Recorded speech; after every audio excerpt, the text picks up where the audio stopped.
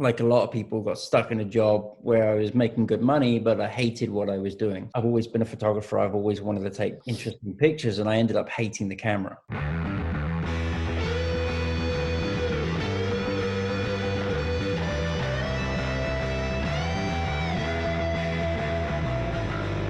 This podcast is brought to you by Squarespace. All right, guys, we are back with another episode of the ISO320 podcast. And today, I guess it's another special day because we have an incredible photographer, somebody that Daniel and I actually have been following for quite some time. And we've both interacted with on Instagram. And now we are lucky enough to have him on the podcast. Today, we have Phil Penman. And Phil is I guess a New York City transplant, but, I guess after 20 years, most people consider themselves native to New York. He's done a lot of things, and we're going to get to those things. I know that he spent a lot of time on a bicycle with a camera chasing down stories, which is completely mental. I don't know if any of you have ever ridden a bicycle in New York City, but I don't recommend it. Well, actually, no, I do now because there's not a lot of traffic, perhaps. But you have to have a very, very, very specific type of mentality to be able to get into traffic on a bicycle. But I guess, if that's what it takes to get the story, to get the photo, then that's what it takes. I and Daniel probably found you through the visual storytelling. I'm going to say that. I mean, yeah, we can say street photography. And street photography, when it's done a certain way, becomes a completely transformative art form. Every one of your photos, in my view, tells a story. There is something that unravels. It's not just like a quick, scroll. I get to a Phil Penman photo. I'm like, okay, I'm getting in there. I'm pinching. I'm zooming. I'm definitely taken on a bit of a journey, and I think that's what speaks to you as a photographer, that you're sharing a vision, a singular vision. And it's something that I find, and I think a lot of people will agree, find incredibly compelling. So without going too deep into my exhausting introduction here, I'd like to introduce you, Phil. Thank you so much for coming onto the podcast. It's wonderful to talk to you today. Yeah, thanks for having me on. Pleasure, man. It's a true pleasure. So like I was saying in the introduction, I mean, your photos, you know what it is? It's like I've gone out. I love doing street photography. I always have a camera with me.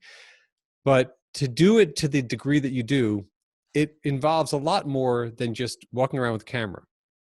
Right.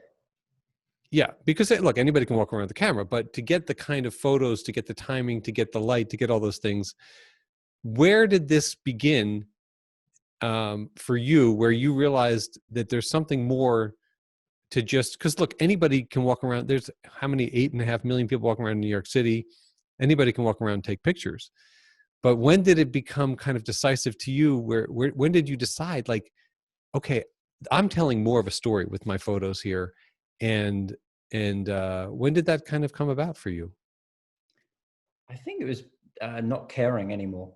I used to do celebrity photography for years. My journey as a photographer started as a corporate photographer, news photographer in England, local newspapers, trying to build my way up, and then ended up in Los Angeles working as a celebrity photographer, moved to New York shortly after that.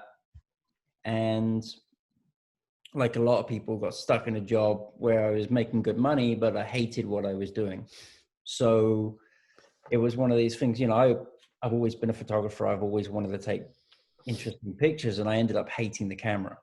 Like the last thing I wanted to do was have a camera on me, and I needed to find a way to reinvigorate that. So I was fortunate enough that I was making money doing something I hated, but it also freed me up to, when I did go out with the camera again now, I was taking them because I didn't care about the money.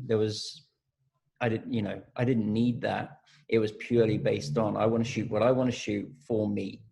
And if other people like it, great. But at the same time, these pictures are what I want to do, and I'm trying to get myself interested in photography again. And that's kind of how it came about. And I still work to that method, to be honest. I go out shooting because I enjoy it. Mm. simply that. And there's not the pressure. Well, there's pressure, but there's not the pressure to make $20,000 a month, because those kind of jobs just, it doesn't exist anymore. I think that's brilliant. I mean, the business of any kind of creative form can take the creativity out of it. It can take the joy out of it. I mean, look, I was a professional touring musician for many years, and to be honest, the music business kind of killed it for me. And when my signed record, when I mean, look, we worked our asses off.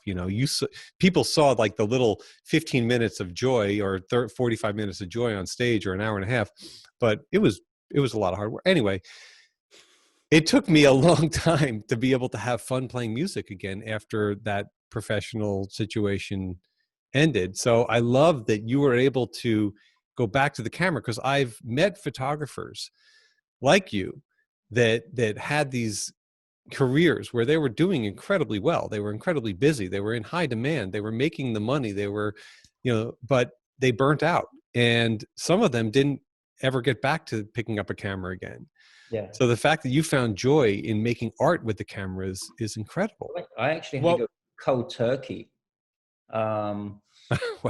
Did you go back to that camera that you were shooting with day in and day out, or did you just get No, I'd have two camera setups.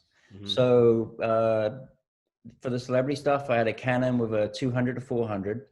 And then first years ago, a friend of mine sold me a Leica with a 28-8 film camera that I would just shoot for myself. And I gradually got hooked on that and started buying like the R8s and the R9s.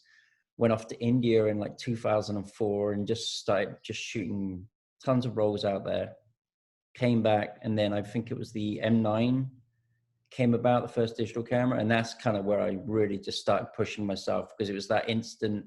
I could shoot stuff in the day, go home and edit it at night. It wasn't that, waiting for the transparency to come back. But what I found was, I think it was like 2015, where I was just losing it. My wife hated me because I was just like angry all the time. Every day I would come home, and I was a cyclist for many years. Like you were saying, I was chasing celebrities around on a bicycle all day, every day and I got into racing, and I became friendly with this guy who was head of sales and marketing for a company called Castelli, which is like an old Italian cycling brand. And I remember just going to coffee with him one day and just saying, "Hey, do you have a job?" And he's like, "Well, yeah, actually, we need someone to do sales for the Northeast." So a couple of months later, all of a sudden, I quit celebrity altogether, and I was selling Lycra for Castelli to cycling teams all around the Northeast. And at the same time, I mainly did it because, one, I needed to get out of the paparazzi world because it was just killing me, but also I needed healthcare. And it enabled me to do the photography that I wanted to do. Mm. And that's where I went full on street photographer. I'm going to dedicate myself to this. Obviously not, all the time, because I'm selling, daytime I'm a Lycra salesman, and in between that I'm shooting jobs. But I had to quit everything just to be able to do that. Was there a decisive photo, like one photo particularly that you took and maybe sold or had a reaction to, that you knew that this kind of maybe career as a street photographer was something that really was viable? Yeah, I think some of the earlier projects I did on like Floyd Bennett Field, was bike racing out of Floyd Bennett Field. I shot a lot of stuff there that I was very happy with. There was one particular image under the FDR where it's like little silhouettes. I went out because it was foggy, but there's like little silhouettes and there's cyclists running by, and it was one of the first images I came back when I was like, yeah, that's good. Like, I wasn't afraid to say, shit, I got a lucky one there. Right. That was like the first image where I'm like, well, maybe, there's some potential here to make something of this.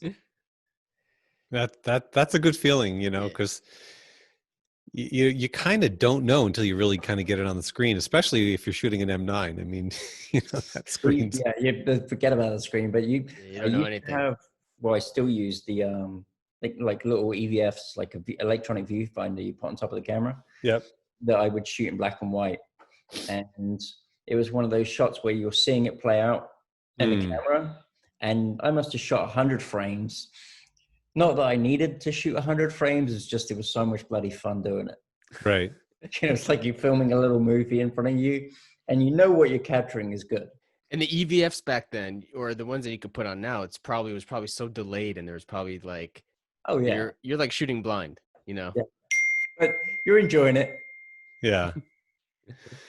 I mean, I think that that's the thing. It's that you have to be patient, and it's interesting because you came from such a hyped up situation, when you're chasing celebrities and you're like, furiously riding on your bike and like you're like pushing it off of taxis and, trying to get to that shot to then being in the But it's a situation complete 180. I mean, there's nothing and slow everything down. less inspiring than I think a Canon with a 70 to 200. Yeah.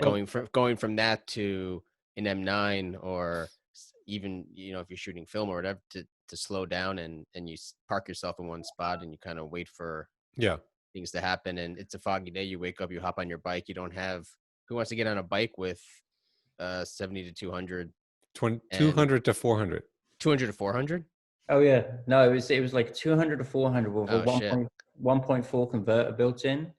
And I even had a guy in Brooklyn who was like a bike messenger guy. He would make me custom bags so that I could fit this huge Canon in one side, and then the top part of the bag I had like my little M9 with the 3514 on it, and then I'd have a laptop in there. It weighed about 40 pounds. What if your bike went down? Oh, it did. I was on St. Mark's once, and I'd literally just gone and bought this new Canon lens. I got drunk in the bar, came out thinking that I could do a wheelie. Of course, did a wheelie, went flat on my back, smashed the lens. Oh, Literally one day after buying it. wow.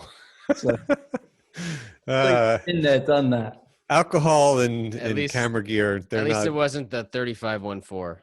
Exactly. Right? You used to break, like in the early days, you used to have these low pro bags with the zipper. Yep. It was like the early sling bags.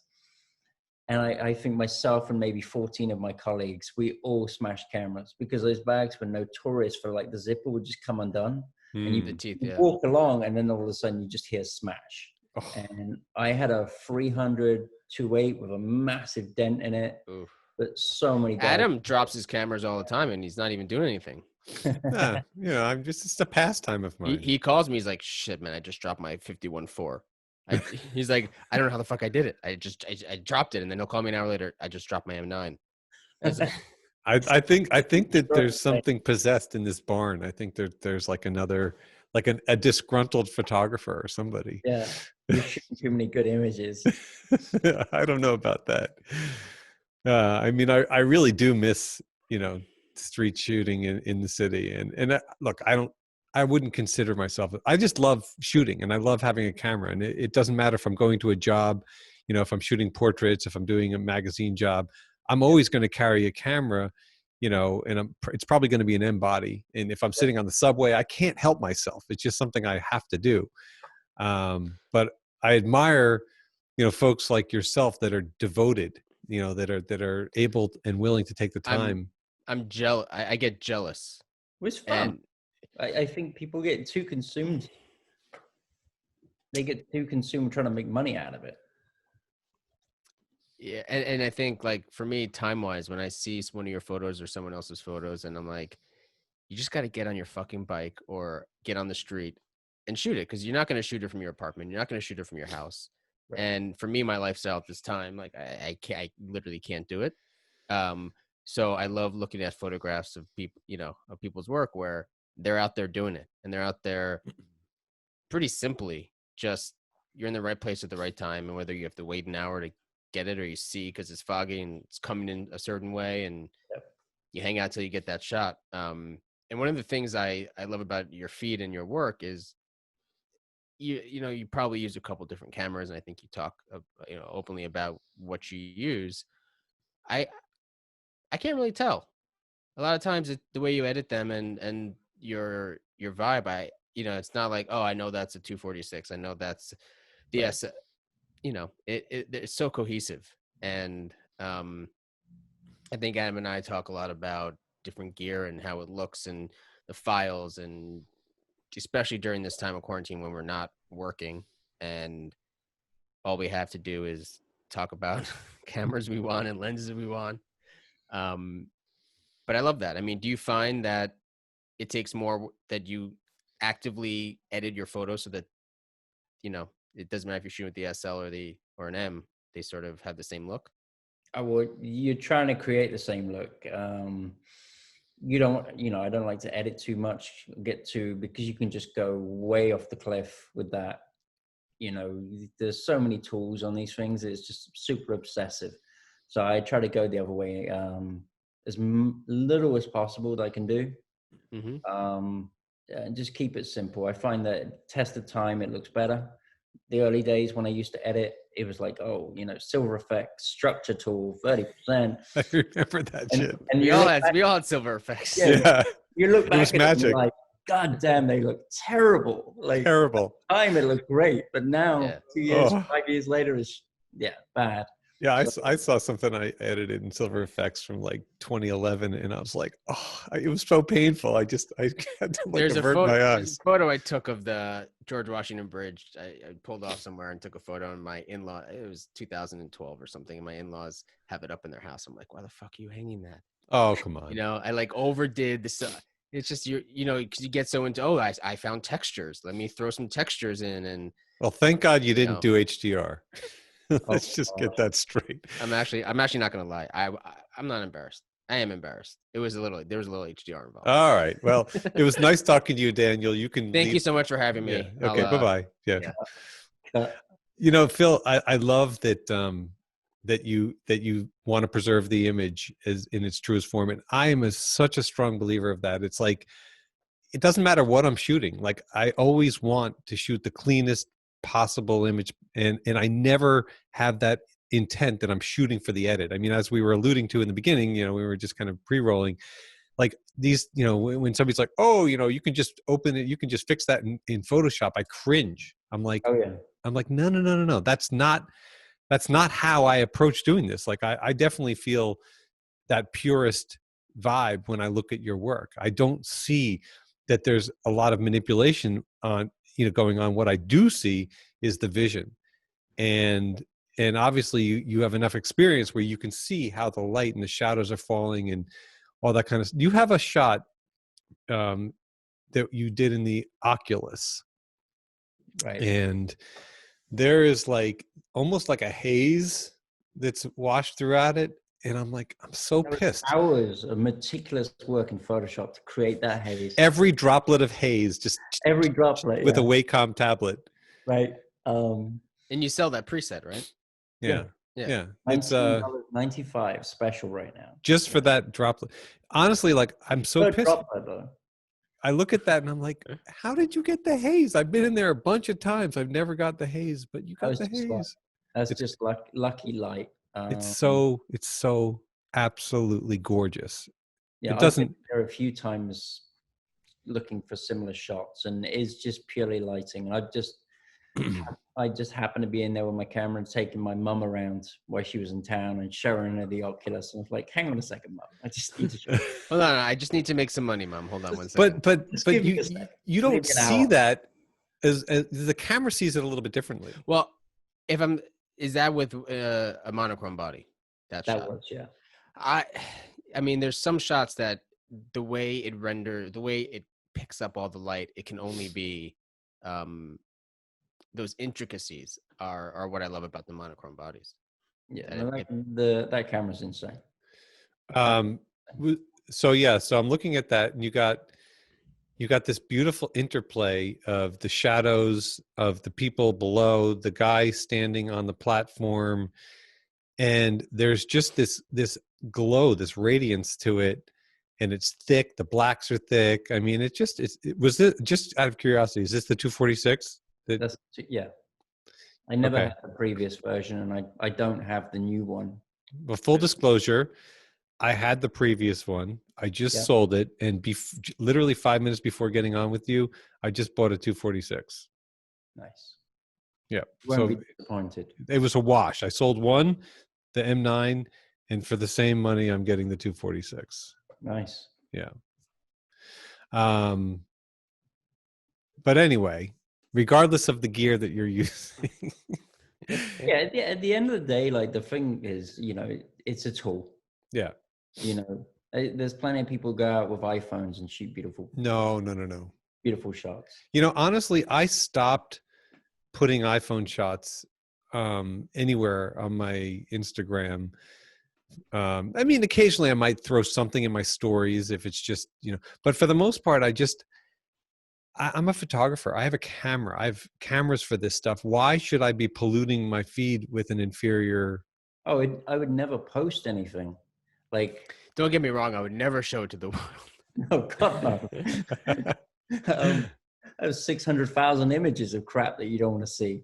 But no, it's like for me, if I, God forbid, forget my camera, I'll take a picture with my iPhone to remember that spot on that time. Of course. And I'll go back there the next day to shoot it with my camera. Well, that's what a true artist does. I mean, I used to have a friend who was a painter, and that's what she did.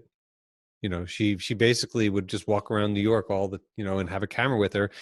And then one day I said, "Oh, by the way, you're actually a photographer," because she took incredible photos.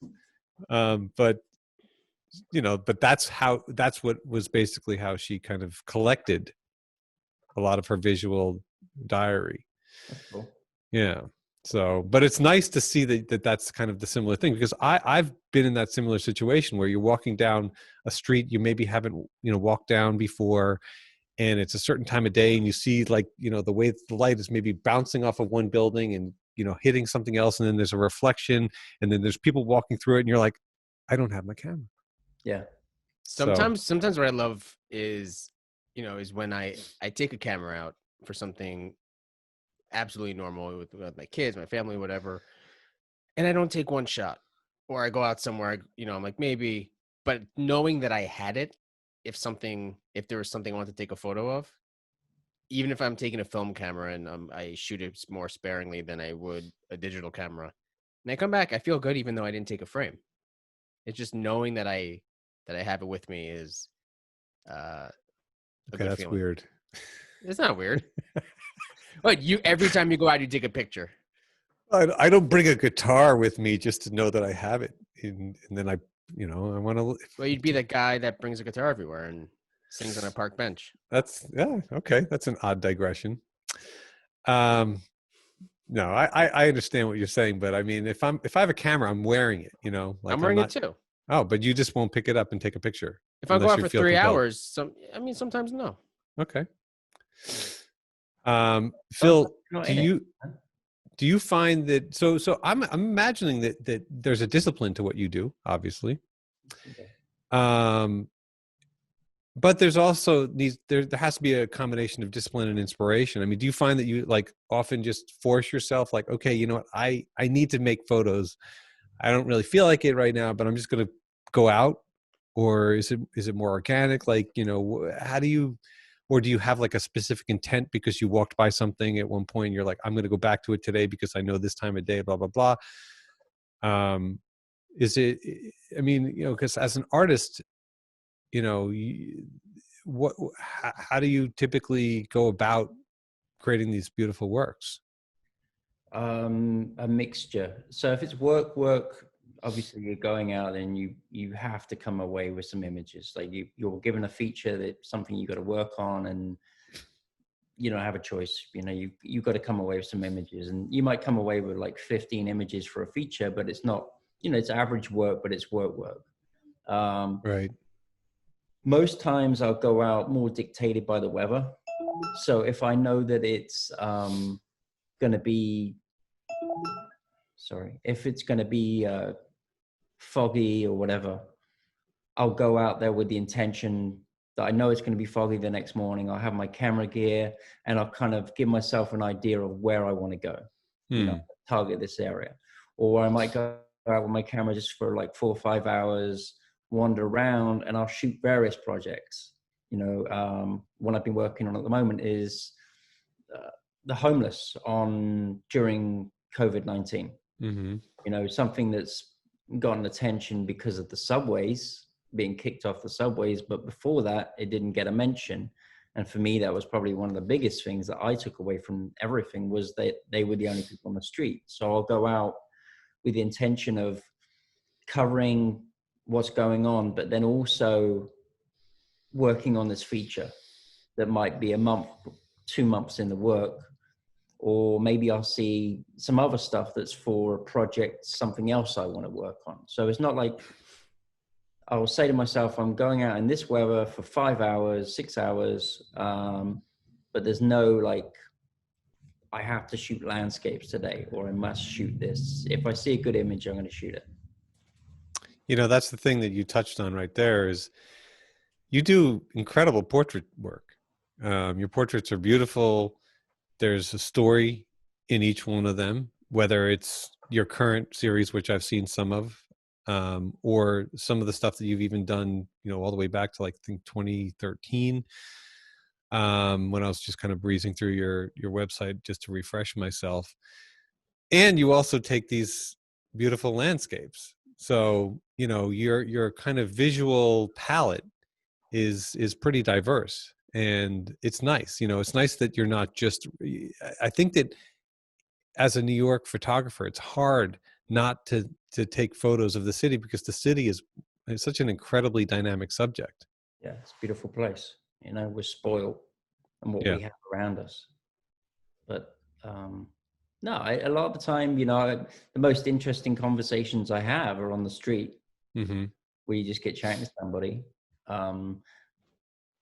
So, I'm looking, when I go around, I'm looking for interesting characters. A lot of the time you just bump into them. The other day I was walking down the Bowery, and I see a woman in an angel outfit playing the harp. There's no one else around, and there she is. And right. I get chatting with her and do a few portraits. But, if you're just out there for long enough, you're going to see interesting people, and then mix it in with the street stuff. I'm not like a street purist, as they call it. You'll ask people if you could take a picture of them. Yeah, of course. Especially if I'm doing a portrait of someone. I'm not into the shock and awe photography. I used to do that for a living. Right. Jumping in front of people. So when I'm doing my work, it's different. It's you can walk along shooting candid stuff. Maybe I'll hold the camera at my chest and walk around, just leave the finger on while I'm walking towards people. Yep. I'm looking away. I'm not paying any attention to them. And maybe I'll see someone coming towards me that's interesting, and I'll figure I want a candid shot. I like that. A lot of the time I just leave because if you do it like one shot, they kind of know, right? Yeah. A lot of the time I'll disguise my fingers with the shutter, and I'll just put it on the SL, and I'll walk towards them and leave it down for like 10 frames. So that no one, and just so you're not even looking at them, and they're not looking for the shutter, the click, or anything like that. So it's a lot more candid that way. Yeah. The M9 might give it away a little bit. Yeah, because like yeah. You get three shots in the buffer. You gotta. That's all I got. I hold it like with my thumb on the shutter, like so I'll have the strap on. I'll just kind of have it holding it like I'm not really doing anything and looking away. And occasionally, you can get something good, because there's times when you do want the subject to give you eye contact, and then there's times when like you don't, because they're probably going to beat the shit out of you, or they're just not going to want their photo taken. Right. But no, there's some beautiful portraits that you've done in there, and that's the thing that's so wonderful about New York, is that it's one of the most incredible backdrops. There's never a bad place to take a photo. And I mean, if people say like, oh, well, where do I go? It's like, just walk out your front door, point your camera any direction, and that's your backdrop. Yep, exactly. I also, we talked about your black and white, and I think Oh yeah. that's a huge aspect of what drew me into your work. And then as I've been introduced to your color, I find it's so such a timeless kind of color. It's not in your face, bright. It's muted. And part of that could be the photo, the day you took it, fogginess, but it's It's sort of the it's sort of preset that I sell. yeah. You want to plug it right now? But you know, sometimes you'll put like one side by side black and white color, and it I'm drawn I know my mind sees black and white. I would love to make everything black and white. Right. But I really appreciate your color work, and There's not much of it. there's not much of it, but when it's there, but when it's there, it has a timeless look to it. Like you're not quite sure when it was taken, and for me that's what photography is about. It's not about the new moments and the new tricks and Right. stitching together 400 frames to make this 0.65 bokeh photo. If you do that, that's cool too. I mean, No, you can have an yeah. opinion. It's okay. Yeah. But yeah, I love your color work. And did you start with black and white film, and then you sort of just progress to black and white digital, or you've always been drawn to I started black and with white? black and white. I grew up in the darkroom when 15 because my dad was a photographer as well. I started using technical pan film, 25 ISO, riding around with a tripod, shooting churches and anything in the landscape stuff because I was obsessed with fine grain. And then slowly, like, we didn't have the money for a color lab Mm-hmm. in our darkroom, so it was primarily black and white. And just because I enjoy black and white printing more as well. Color, I never really, I'd shoot transparency. I was into that. But then, you got to scan it and then you're worried about all the dust and everything. And then I guess digital. For work, all my work is obviously is color because there's not many people that want black and white only. But if I could have it that way, I would.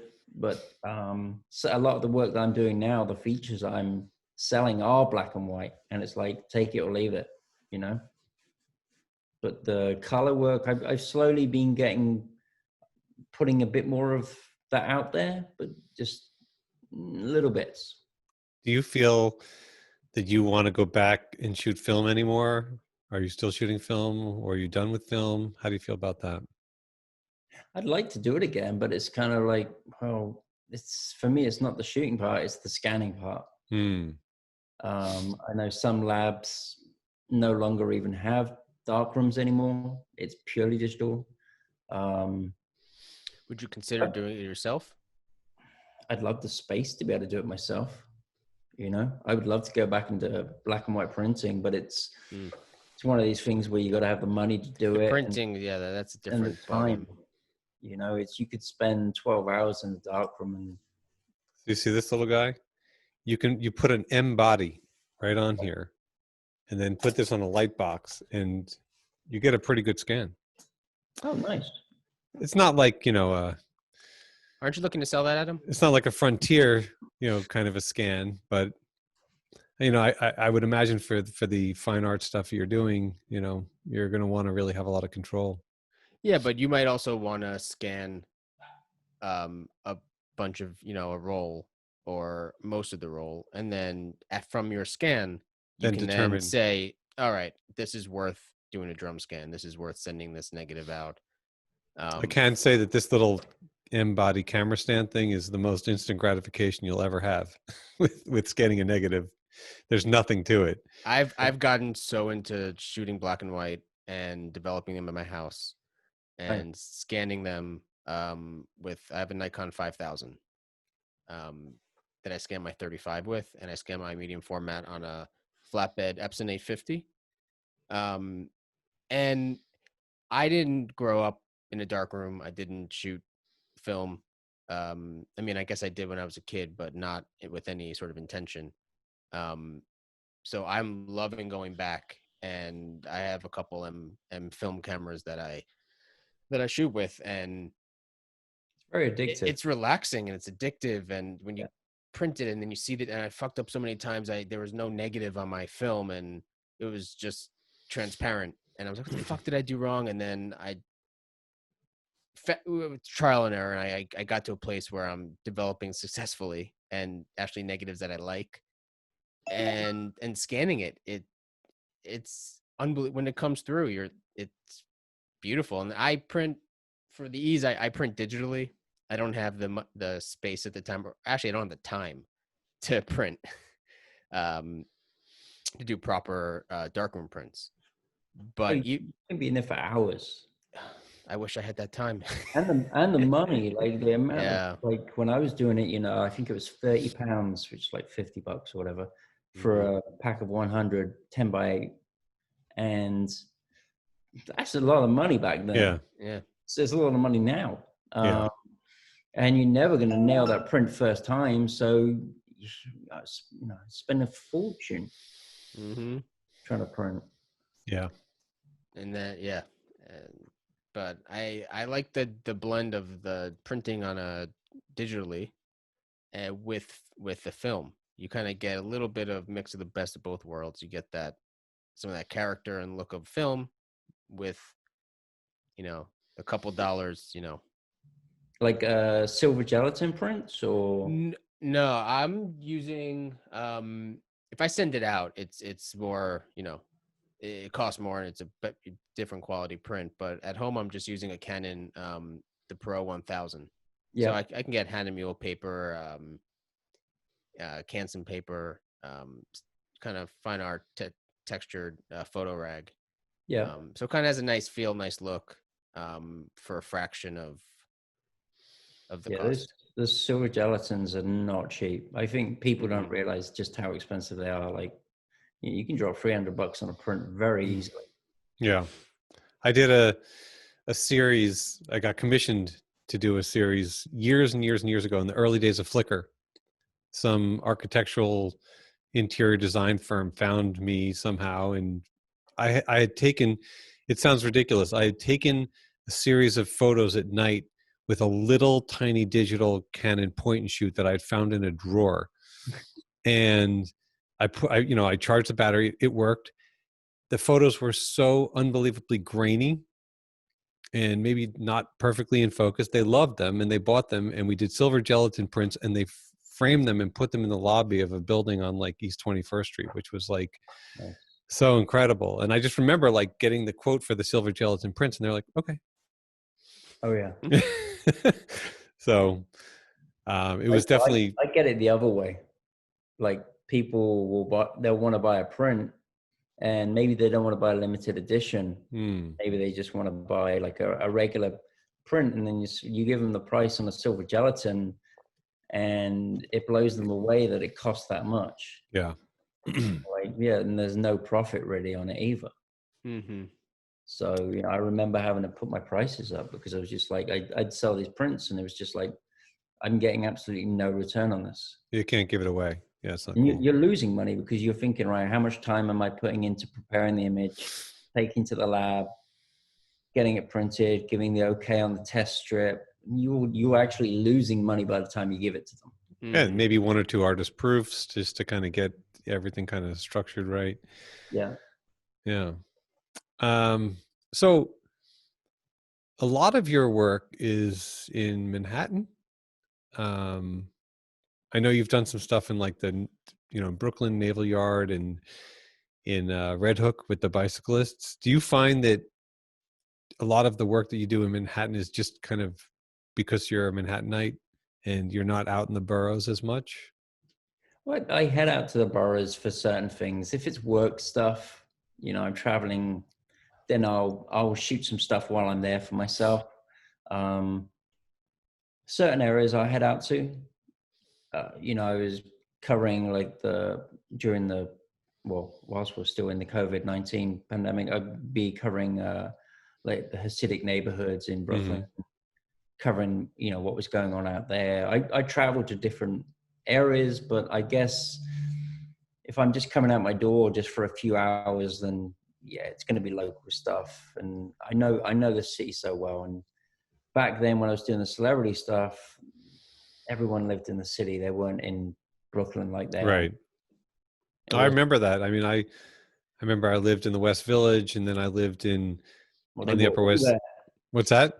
The West Village, that was like the heart of it. Oh yeah, everywhere. You walk into a shop, and there'd be like whoever. And then I lived on the Upper West Side, and it was similar. A lot of TV people were up there, and theater people. And then I ended up moving to Brooklyn for like 14 years. When it was still, I guess, cool to live in Brooklyn. Yeah. But back in the day when I lived in Manhattan, the early days when I lived, in the 90s and whatever, if somebody was like, "Oh yeah, come visit me in my new place in Brooklyn," I'd be like, you need a passport. We always looked at, like, I was always a downtown East Village, Lower East Side, and we always looked at 14th Street as needing a passport to cross the border. Exactly. Yeah. Little by little, it keeps going further down, and then across the water. And we were living on the Upper West Side. My wife and I were we had to get a new apartment, and our friends were living in Brooklyn Heights, so we went to Brooklyn Heights, and we were driving there, and we were looking like, there's no fucking way we're going to Brooklyn. and then we moved to Brooklyn Heights. Yeah. I actually wanted to buy in Brooklyn. Like 2008, I was buying a place, and I was looking at Brooklyn, and my wife was like, "You don't want to live in Brooklyn." So we ended up buying a place in the Lower East Side. We still have it, but that it's weird how that neighborhood never really changed. Yeah. And Brooklyn went full on, gentrified. Yeah. The Lower East Side, it's only just starting to see kind of like gentrification now. Yeah, you got those nice condos going up. They're up. They're not even going up. Yeah, they just, that south side of Delancey just completely taken over now with like, yeah, it's unreal, cinemas and stuff. I mean, because back in the 90s, like you could live in the Lower East Side for so cheap. Oh yeah. And I mean, I remember going to like a loft party on Avenue D back in those days, and it was like a 5,000 square foot loft, which was, it was the whole top floor of like an industrial building, and like, that was not unusual. And now, obviously, that area is pretty vogue as well. I mean, look, who knows what's going to happen going forward? It's just it just keeps going up. Manhattan real estate. Like the way I look at it is like after 9/11, 2008, it goes down for a short bit and then straight back up again. Right. Yeah. Always that. Yeah, I don't think anybody could have predicted what would have happened in Brooklyn, with real estate. Right. I mean, I feel like my wife and I should have bought like a building in Williamsburg. Oh, yeah. You and everybody else. It. I feel sorry for the ones that sold it. Because of the L train. Yeah. And now they finished it ahead of time. Yeah, that's crazy. That is crazy. So back to your work. I love this series that you did in Paris. What was that all about? I went over there for Paris Photo, which is the big photo exhibition.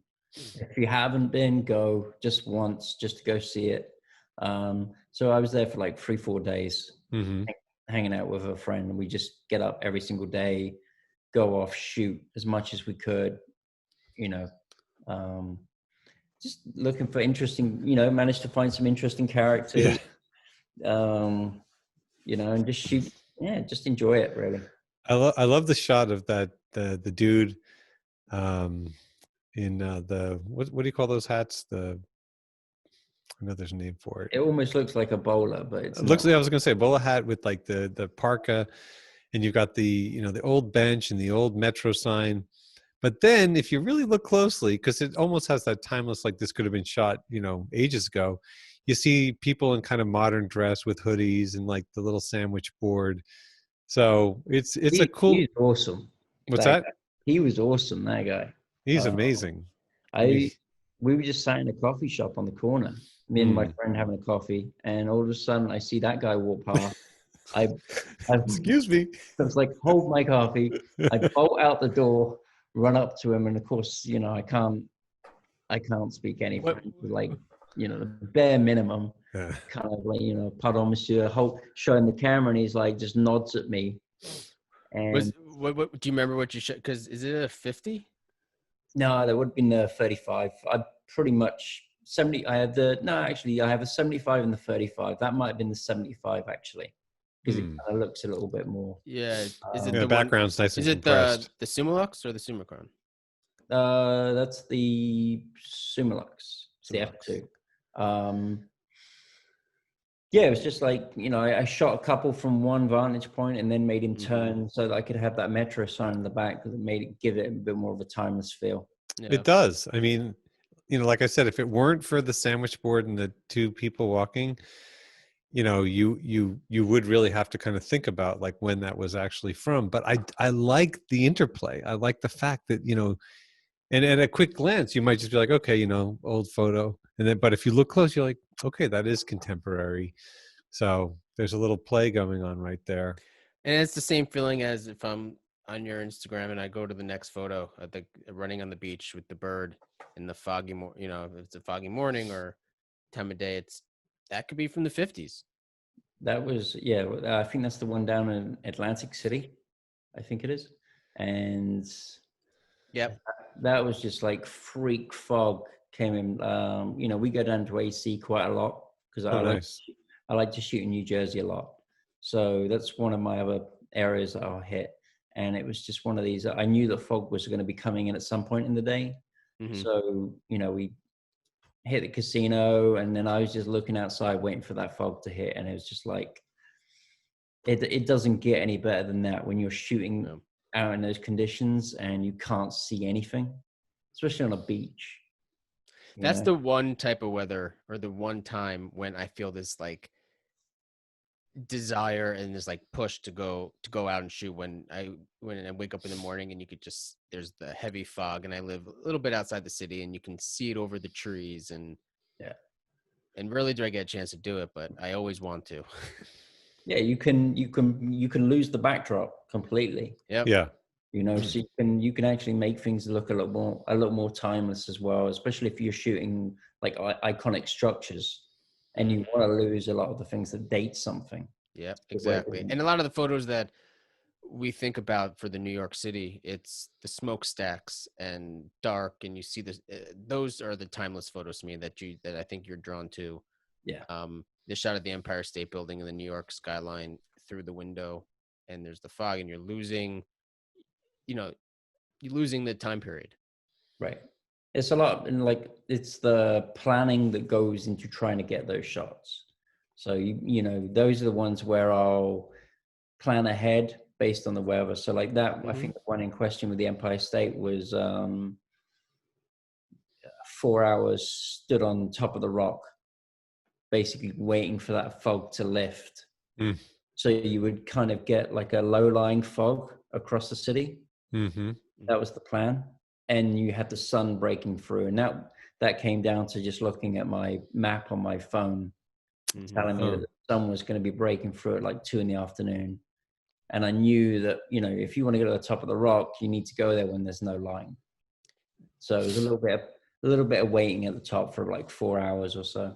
There's this new place on Hudson Yards called The Peak. Yep. Have you been there? Not yet. Yeah, so I've done a couple of things up there. It was all coming to a head when we were to shelter at home. The opening was happening like March 13th or something. The one on the 101st floor? Yeah, it's like 101st floor, and it has panoramic views of the city. And I've been out there, and you would just absolutely Scary as hell. I think it's got a glass bottom floor. It's a glass. I mean, the elevator takes about 45 seconds. It's unbelievable. But you step out, it's gorgeous. But you look down and you're like, holy fuck. It's almost too high. It's like you're in a plane. Thinking about that. Yeah, my hands like sweat a little bit. And oh God. It was actually I shot an event there in February. And they had all these planners and a big king's table set up, and you're supposed to be able to see the Empire State Building.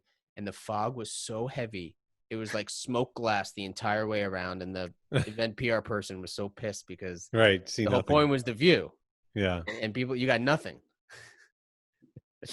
Yeah. I remember, and Phil, you probably did this too. I mean, I remember going to the World Trade Tower for Laser Floyd.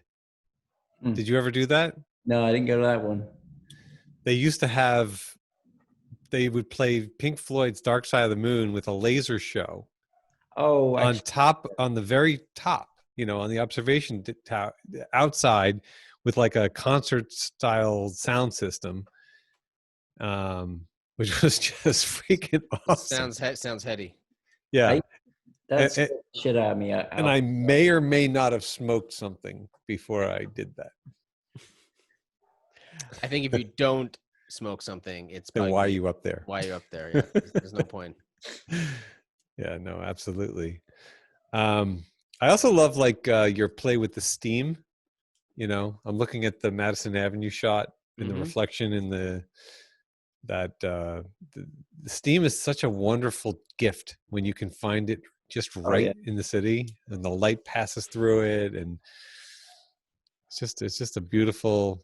Yeah, I mean, I guess there's a lot of that thematic stuff going on: the fog, the steam, the haze. A lot of it's just fun stuff to shoot, and it's more just for yourself. You do find that people like that kind of stuff as well, especially if it has a timeless quality to it. Definitely. The thing I find the issue for me is you want to show your work, and maybe Instagram's the big thing at the moment, right? Or whatever the next. You can get sucked into this thing where you're only shooting what appeals to people on Instagram. Right. And that's the trap. And you end up becoming a carbon copy, or everyone looks the same. And you see the same theme now across most pages. Everyone's shooting that same thing. And it's looking for silhouettes, steam, things like that they know will get heavy likes. Influencing. Yeah. Well, look, it's a trap. I don't, and whatever other people may be doing, that's fine. Like, there's nothing about what you're doing that to me relates to that. Like, I don't correlate the two, whatever, because I feel like every one of your posts is a piece of artwork, like I respond to them that way, And I know what you're talking about, the clickbait stuff, the stuff that just has like this aspirational look that every other Instagrammer is doing. It's like the people that, the girl sitting by the waterfall, and then there's the same picture of her, like, in Mykonos, and then there's, it's just like repetitively, nicely edited, pretty, whatever. You never see her face. It's just like long, pretty hair and like a nice outfit. What's your feed? I'm not seeing it. There's a lot of people that I'm do just this seeing stuff. Smokestacks and silhouettes and rich blacks and no. I'm just saying it's easy to get, but where's the substance, whereas you are generous enough to share this, and you have a platform, you have a visual diary that you can share with the world. I mean, there's something to be said, artistically, about giving it, putting it out there. But then again, it's a free tool so that it allows people to discover you. So it's unbelievable marketing thing. Yeah. The way that, and it's what's kind of it's cool is the communication, like the engagement that you get with people and the people that you meet because of it.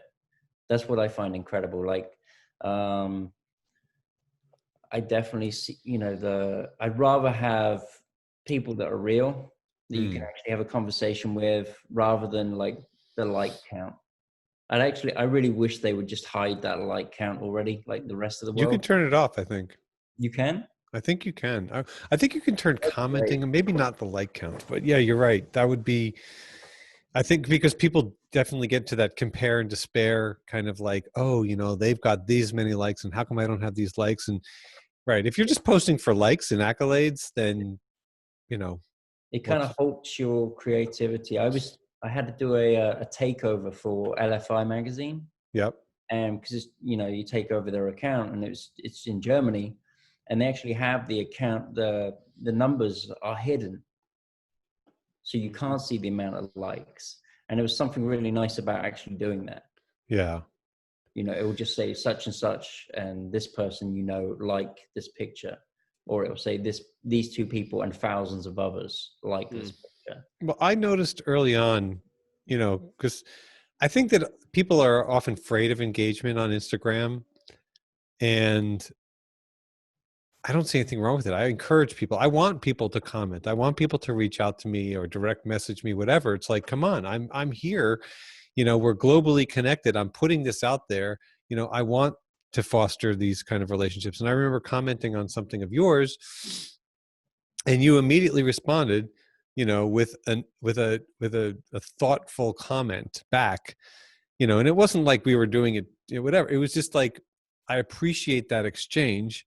And you also are not just taking for granted the people that are appreciating your work. And I think that that's part of this thing, that by putting it out on Instagram, you're creating a conversation. Well, you want it, like a lot of the time I'm doing an edit and I don't know what image is going to work for something. And I actually use the engagement as a way of getting feedback for maybe a feature that I'm putting together. Yeah. Like, which one do you guys prefer? Or, you could, I remember I put up a picture of a homeless guy that he's down the street from me. And I shot 2 different style of images, and I put up both, and I said, hey, which one do you think works best? And someone was nice enough to point out, they said, well, the one where your eye level was much better rather than the one because you're looking down at them. And I didn't think about that at first. Yeah. And because someone pointed it out and said, yeah, you're looking down on them. Right. Yeah, I agree with you that when you receive comments that are constructive, that resonates a lot more as an artist, because look, we work in a vacuum. We're lone gunmen. We just go out there, we take our pictures, and then we look at it, and we're like, okay, that's pretty good, blah, blah, blah. You put it out there, and then you get feedback like that, and you're like, that's very thoughtful. And it also kind of is touching, because you realize that person took the time to really look at your photo, to not just quickly. I'm lucky that I have those people. Like I've been doing some tests recently where, you put your hashtags, all right, because you want to draw more people in, whatever. Yep. So I've been doing some stuff recently where I haven't been putting any hashtags. Yep. Just to see the same response, and you're still getting the same amount of engagement. Like I don't care so much about the likes; it's more the engagement. Yeah. People that are commenting and saying, and that's very gratifying to know that you have people that are invested in your work and they want to see it, or that they take the time to flick through a feature. You put up a story up there and they'll take the time to look through and say, oh, I really like the third picture best. I mean, think about like even 5-6 years ago when Instagram was more in its infancy, it was harder to get your word out there. But then again, the playing field wasn't as big. So, it's interesting how you alluded to what could be the next thing, because who knows? I mean, right now, Instagram is kind of the visual medium. Yeah. I find that Facebook to me is, kind of pointless as far as getting see what your aunt and uncle are up to, and, right. Your friend from college. Link it. It's easy just to link it. Yeah. You post on Instagram and it links to your account on Facebook. Right. LinkedIn, I find very good. Okay. Putting up, you're not going to get your thousands of likes, but the people that are looking at your work, you can see who they are exactly, their profile. It's true. Also, I'd probably say those two. I found that work. And then your website. Having a good website and knowing that people are going to your site, and there's a lot of stuff you can't put up on, say, Instagram, because you don't want to put 2,000 images on your feed, because nobody's going through 2,000 images. You know, it just, what I've told people when I've worked with them is like, you know, you may have 50 good images and I don't know where they are because I've got to go through 2,000 images to try and find those good 50 ones. Right. So I would rather see 100 or 20 really good images rather than see 2,000 that I'm not going to go through. So you can put that on your website. Mm-hmm. Yeah, that's funny. Like, There. I've considered many times just deleting my Instagram and starting it all over again because, you know, I've posted like probably almost 3,000 images over a long period of time, of course. But I think, you know, from where I am now as a photographer and where my mind is at and where my work has kind of evolved, there's a lot of stuff on there that I don't need to ever see or share again. Yeah. So I just archive it all. I don't leave my posts up there for very long. I'll have like a rotating 50 images, that's and smart. I'll put one up for like a week or two, and then I'll archive it. So I can still see all my work, but I'm constantly changing the page Interesting. or changing the look of the page as well. Like I'm very into design, I creative. noticed that. Yeah. So I'll play around with that as well. Yeah. I think recently you changed the layout of your grid Right. so that when you look at the actual grid, you know, it's interesting. I played with that for a little while myself, and then I started looking up, you know, Googling blah blah blah blah blah. I mean, what the people that know are saying is that the grid doesn't matter. I know as a visual person, the grid matters because when you look at it and it's tidy and it's cohesive and it's beautiful, it makes you feel good. It's like why you hold a Leica in your hand and you don't have a Sony. You know, it all kind of is, you know. It's all part of your presentation. Yes. And again, it depends who you're appealing to, Yeah. or why are you doing this. If you're doing it because you just want to share your work and you have a job as an accountant or whatever you do, and you just want to shoot photography for yourself, then it's no big deal. Like I'm on a forum and I saw a comment the other day, and it was like, why do people put signatures under their names? Or why do they put watermarks on their images? Mm-hmm. And I was like, well, it depends who you are. If you are just trying to share your work with the world, then yeah, maybe you don't need to put a watermark on there. But if you're a news photographer and you don't want your work to get stolen and embedded into a magazine's newsfeed, then yeah, you're going to do everything you can to protect it. Yep. You know, there's been a lot of lawsuits recently. I don't know if you follow it, where they've now figured out a loophole where, you know, if you put your work up on Instagram, you're granting Instagram a license to distribute your work. Yep. And magazines are going and embedding the Instagram page onto their feeds without having to pay you. Yeah. You know, there was a case recently where I think it was Mashable or somebody, where they offered somebody $50 for some images. They didn't want to sell them. So they went and embedded that Instagram page onto their feed, and the photographer tried to sue them and lost. I have been following that movement. And what I started doing a long time ago is for Instagram, I downres the image significantly. And then I put a border on it, and and I make it a lot more difficult for somebody to get something embeddable. Yeah. And we actually had another photographer on, a fine art photographer, and he does the opposite. He puts very high resolution stuff so that even if you pinch it, like you can literally pinch all the way onto an eyeball and see every detail. Didn't get into the whole thing about stealing. I don't think he's really worried about that, or maybe he's not, or maybe he doesn't know. Yeah. But this whole thing about, you know, there should be a little, you know, setting where you can say embed, not embed. And I agree that it's shitty. I actually recently shot. I've been shooting for this website that sells cars, you know, for people that auction cars. Anyway, long story, and I don't want to get into it and hijack this whole thread. But in their terms, basically, anything that's put up on their site can then be, you know, used elsewhere. Right. It's a slippery slope. And I think that that's kind of becoming a new normal because it's so hard. Like, who's going to be policing this stuff? If you're putting your thing here and then it goes there, and like you've got stuff on other websites. I mean, I can click out to other places from your website. You've done interviews. Like, how can you, are you going to sign a contract with everybody and say, like, you can't? I mean, There's actually companies. This is the biggest business right now is the law firms. yeah. And most photographers now are making their money on lawsuits. Copy track and stuff. So if you're a photographer, a news guy, celebrity guy, some guys aren't even giving their work to agencies anymore.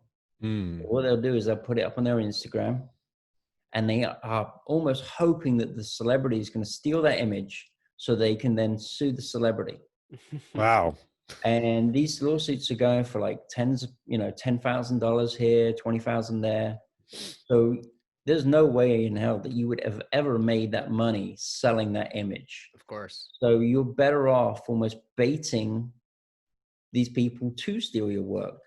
And then you'll have law firms who are paying for this tracking software where they're tracking every single website worldwide, and they can see where your image has been stolen.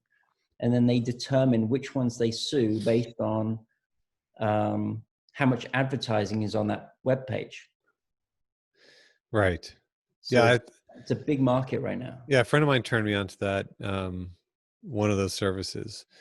I mean, I don't really think my work is being I would see your work as being something people would want to, a lot proliferate. of this is the news stuff, believe it or not. There was a case, I think, a few years ago where a photographer was shooting in Haiti, and he was shooting these news pictures, and then another agency went and stole those images and started syndicating his work around the world to publications when he was already working for another agent.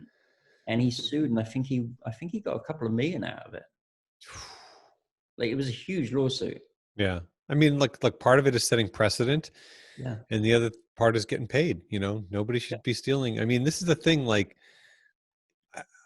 I don't understand why the whole new wave of social media has kind of diluted the impact of copyright, but or maybe it's a new wave of photographers, young photographers that don't really care. They get a few $100s for a job and they don't look and read anything. They don't care about licensing.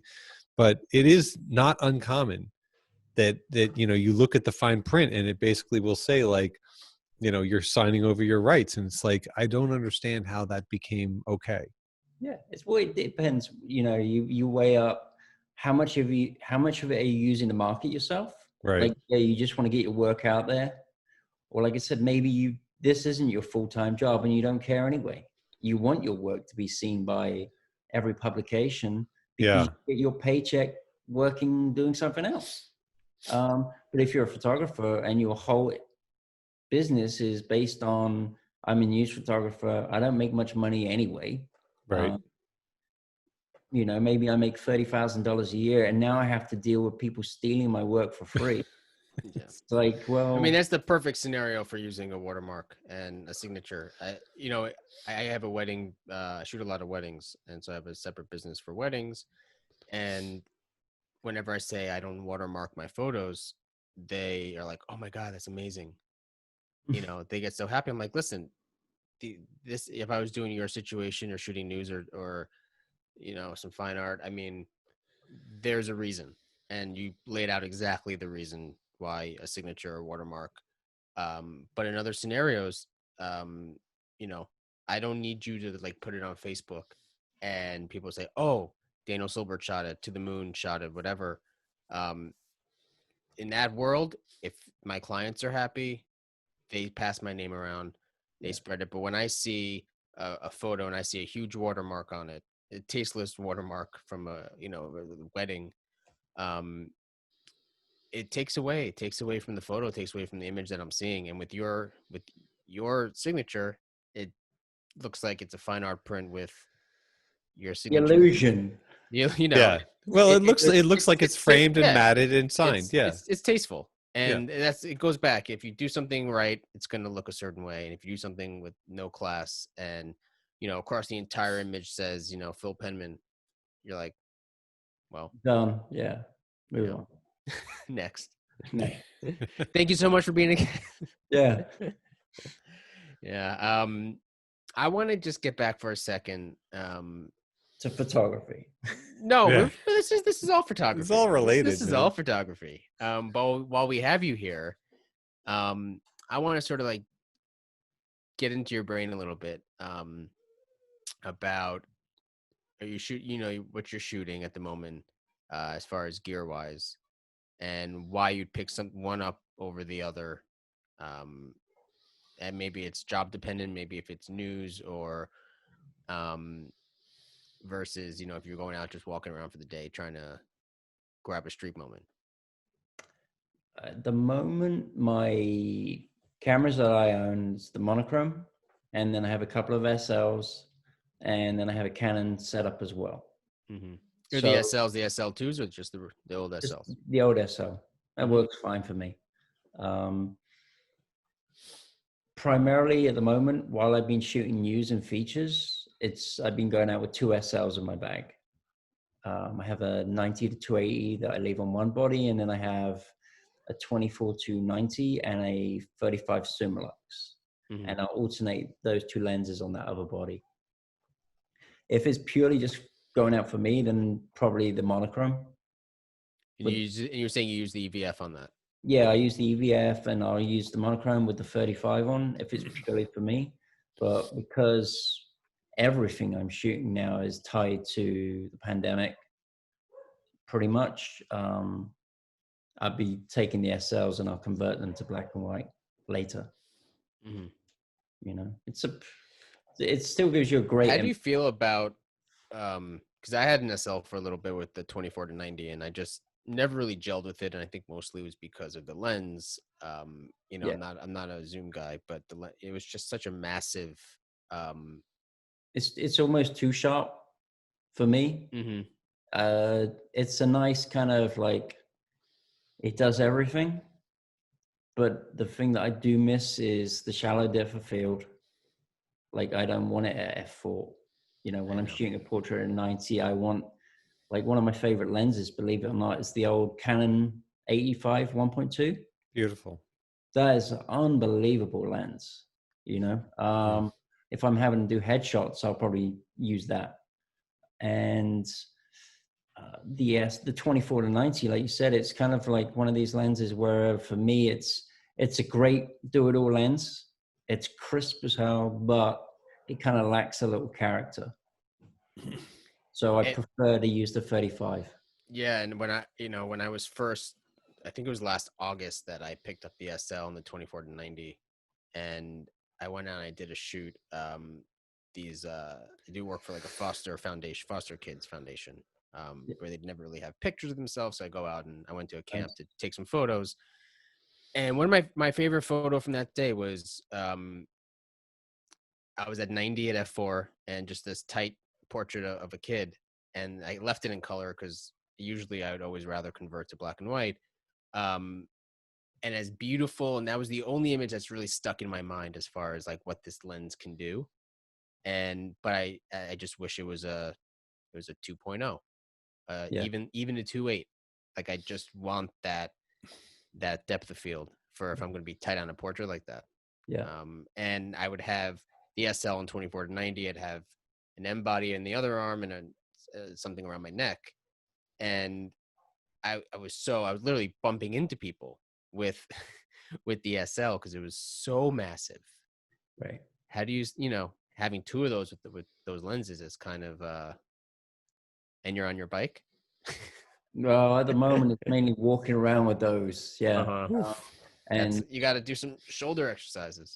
yeah, exactly. Right. Kind of used to it as well because of what I used to carry for work. Mm-hmm. It doesn't feel foreign to me.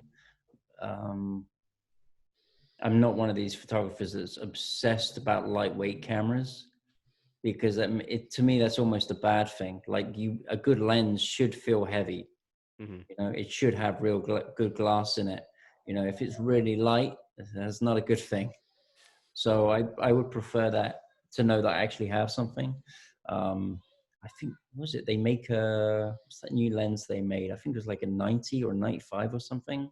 ridiculously expensive. But Leica? yeah, Leica is. This 75 one I think it's like a 90 or 90, 90. and it's. Somebody let me hold it, but that was So, someone let me look at it. literally that was a brick. Well, they didn't let me hold it because I would have dropped it. So Yeah. Yeah, you definitely would have dropped it. Have you ever messed with the CL? That's been like a new obsession of mine. I had it for like a week. They Oops. let me. I I dropped it. No, they let me they let me test it out for a week. I had the Q2 for a week, and I had the CL. That's yes. What were your? Because I just recently sold my Q2 because I just fell in love with the CL, and that 35-1.4 and the 23-2.0. Yeah. I think, I mean, the images I get from that are just jaw dropping. Right. That, you know, I tried the APS-C with Fuji's and all different Fuji's, and it would never I always I wanted got to see more. your camera collection, man. oh yeah. This is a piece. No, but it all sort of rotates, and it's. I've got a separate house for them. I have Yes. a separate closet. No, I just have to hide it from my wife. That's all. Because to her, they all look the same. They all look like Brick. yeah, they're M bricks. You Yeah. know, So if you have 5 M bodies, who knows? It's all one. she doesn't know what I'm taking out. It's like having like 5 kids that are the same. It's like, Yeah. is that the 75 Noctilux? Isn't that $14,000? No, this is the No, Sumerit. it's vintage. It's old. It's vintage. I traded. It's Yeah. But what's nice is once you get to a level where you have cameras, you can dish them out, get others back. You realize you don't like that, or it's not for you. Yeah. So it's a nice world to sort of kind of be circular. And I think that's why places like, Fred Miranda and even now Leica Classifieds and stuff like that are so popular, is because it's this continual trading system that Yeah. you're not saying, you don't want a lot of people don't walk into Leica and say, all right, I like not, I mean, I guess some people do, but say I like the Noctilux, I want a new M9, M10, whatever it is, not a new M9. I have seen And people buy with it off the Amex bat. black cards do that. Yeah, in like a store. of course. Yeah. Yeah. But I think the majority of people will go get on the used market, build it up, and once they have a little, I guess, camera portfolio, they can trade up and not lose too much on I it. think pretty much everything I own is used. Yeah. Yeah. I think me too. Have you ever adapted any of the M glass onto your SLs, Phil? Yeah, I use the 35-1.4, the Sumelux on it all the time. That's great. Yeah, no, it's like you're saying, that's why I prefer to use them to that 24-90. Yeah. And you don't mind the limited battery life and the kind of slow autofocus With the SL. We're just gonna start poking a little bit. Yeah, it has its moments every now and then, and you can take that battery out and reset it, kind of thing. But I come from the days of the Nikon, was it the D1, the first one they brought out? Right. The battery would last you 30 minutes. Oh my God. In the cold, it was like 30 minutes. You get stuck on these stakeouts where, like we need you to sit on Central Park West and it's 20 degrees out. You'd have to take 7 batteries just to get the first 4 or 5 hours. Unbelievable. Yeah. We're pretty spoiled now when you think about like We are. what we had. For sure. Absolutely. And I thought it was, refreshing when we were messaging on Instagram, and you're like, "No, I have my 246. I'm not interested in upgrading. It works for me." And that's so inspiring and a breath of fresh air, that you're not just looking, this new one came out, I want to go get it. You have what works for you, and that's what it's gear. That's what it's about for me. And Adam, and it sounds like for you, you find gear that you're inspired by and that works for you, and you use it. It's but it's at the end of the day, it's a tool. Like, this is the camera, the eye, and that's what you got to work on, or just enjoying it. That's huge, because when you said I don't touch, there was a time when you wouldn't pick a camera up if it wasn't for work. I Right. felt that way when I was shooting Nikons and Sonys. And Oh yeah, then it's not a camera you love. Like no, when I have to use my Canon, it's like, it's not something you pick it up and go, oh, I love photography. when I Oh, I hold my can't wait to shoot with this 100 to 400 zoom lens that I got. yeah. It's a But tool. but That's that's when it's why a tool. we love like Yeah. the Leicas we have But because when you have your SL and the 90 to 180, I mean, that's a lot of kit. Oh, the big gun 92.8. Yeah, it gets you some shots though you wouldn't, I wouldn't have necessarily shot before, Hmm. and I know that it's going to render well.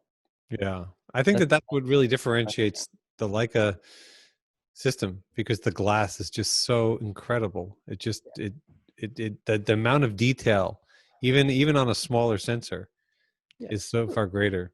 Yeah, there are, I remember the old Canon 300-2.8 was a beautiful lens, Hmm. like the first version. I remember that Mhm. lens. And then it went from like, I think I paid $3,500 for mine. And then I sold it 12 years later for $4,000.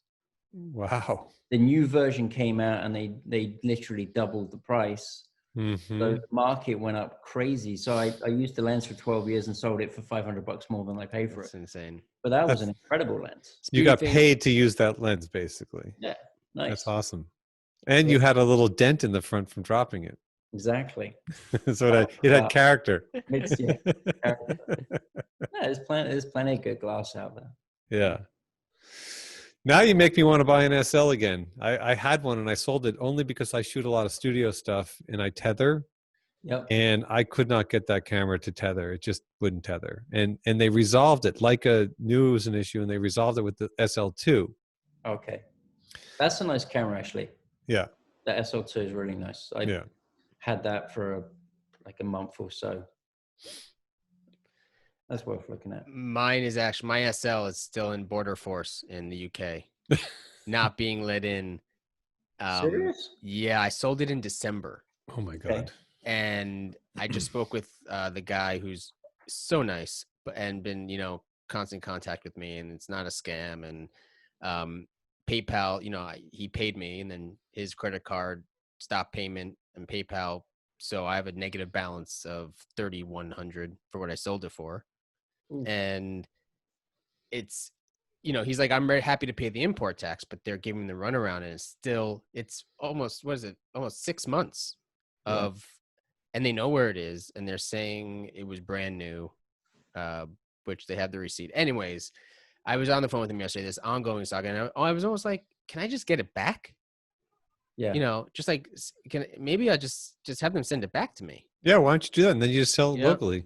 And then and then the price is also just plummeted. Better than no camera, no money. It's better than no camera and down 3,100. So that'll be the last resort. And especially now, maybe I'll throw some maybe I'll just throw some glass on it and call it a day.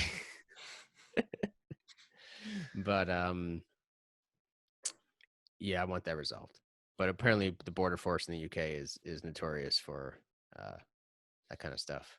Oh, you don't want to ship anything to them. The customs tax is insane. Yeah. I learned that from my days working with the cycling brand. We'd ship stuff to the UK, something value of $300, and the duty was $400. I'm like, okay. Like, that doesn't make sense to me. Right. Crazy.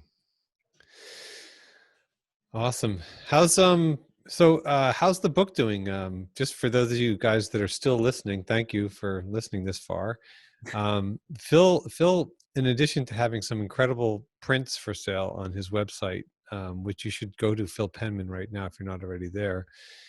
There's also a hardback book called Street that you released last year. And Yeah, that was definitely a learning experience. I wanted to crank out a book, and the amount of work that goes into that, and the amount of funds that go into it. If you're thinking that you're going to make a lot of money making a book, think again. It just doesn't happen. Like this book guy told me, he was like, do you know how you make $100,000 with books? He was like, no. He said, you start with 200,000. And it's like, it was, for one, I wanted all the celebrity stories that I did. I wanted to be able to document them. And then also I wanted to be able to just show, the body of work that I had so far. You want it in a book form at some point. I like the printed.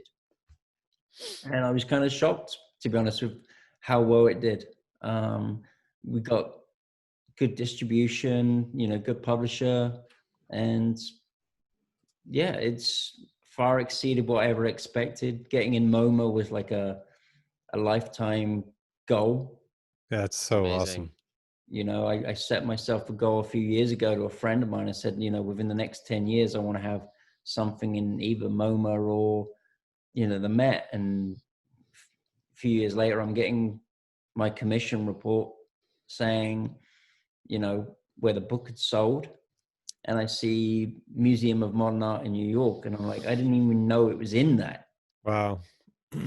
And went in there and saw there it is on the shelf. Did you just secretly start signing them? Yeah. Yeah, right. So the price would drop. Somebody wrote in my book. I think his name is Phil. Yeah, but no, it's fun. Someone watermarked my book. No, this thing is awesome. I'd love for you to do another one. Everyone says with the pandemic stuff, doing like the book on the pandemic. Yeah. Or like, I know publishers are already on the case. I had a company in Taiwan the other day reach out to me wanting to buy an image of mine for the front cover that they're trying to plan to release in June. Wow. So, I would love to do a book on this, but it's just the sheer cost is just too much. Even if you did a fundraiser, I think you're looking at like $40,000 up front to be able to produce a book. Right. Yeah. In 40,000 hours. Yeah. And, you look at some of the big Taschen books. Yeah. They just scare the hell out of me how much they would cost to produce. Oh, yeah. You got to be looking at like $100,000 to produce some of those. Yeah. So they are a big engine, that Taschen, but they do produce beautiful books. Yeah. No, stunning. Yeah. I want to get the Salgado, the miners. I one. I have it. It's beautiful. I have Genesis. Yeah. Which was a gift, and I freaking love it. Have you seen the gold one that he's done? It's a different book? It's like an enormous coffee table book. Oh, and it ships in a box? Yeah, like a wooden box? It's like a limited edition of like six. We visited, the photographer Ziv. Yeah, what's his name? Ziv. Oh my God, why can't I think of his name? I'll get it to you in a minute. Anyway, I visited I was on a photo junket in Tel Aviv, and he had one of those. Wow. Yeah. Yeah, he's the man as far as my photographers. Ziv Argov. No, okay. Ziv Koren. God, why am I got them too confused, because Argov is like my phase one guy, and Ziv Koren is the photojournalist. Got it. He's a Israeli photojournalist. Pretty hardcore stuff. Frontline guy, really cool. And he's got a nice smooth head like yourself. Didn't have a choice, unfortunately. Is that the pandemic? That's 15 years of celebrity photography right now. Yeah, just too much stress. Yeah. There it goes. One day on the bike, it just... Oh, you want stress. Go do that job for a year. I don't have the DNA for that, man. Yeah. Or the bike skills. Yeah. No, that's like just ridiculous. Yeah. Not many people last in that business too long. Yeah. Awesome. Well, look, man, it's been such an incredible privilege to have you on the show today. Thank you so much for joining us. Oh, thank you. We appreciate it. Yeah. Well, I'm going to wrap it up here. This was an incredible conversation. Thank you guys again for listening this far. If you haven't already, please check out Phil's Instagram. Phil Penman. Check out his website. I'm going to put links to all of those things in the description as well. That's it for now, and we'll see you soon.